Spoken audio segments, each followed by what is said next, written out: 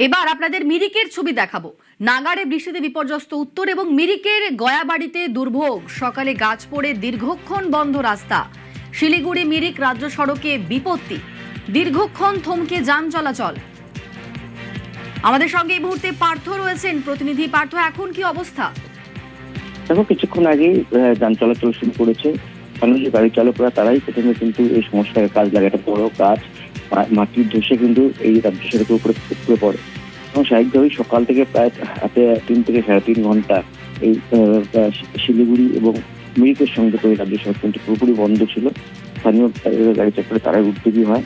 আপাতত যে জায়গায় এই কাজটি করছিল সেই জায়গায় কিন্তু অত্যন্ত ধীরগতিতে গাড়ি চলাচল করছে এবং দপ্তরের কর্মীরা আসছে এবং তারা পুরো গোটা বিষয়টি খতিয়ে দেখছে। এবং এরকম কিন্তু এই গয়াবাড়ি এলাকায় মিরিক এবং শিলিগুড়ির সংযুক্ত এই গয়াবাড়ি এলাকায় এরকম একাধিকবার ধস নেওয়ার বিপত্তি হয় এবং তার স্থানীয় গাড়ি চালকরা সেটা জানিয়ে দিচ্ছে। তারই একটা সলিউশন বেশ, ধন্যবাদ পার্থ।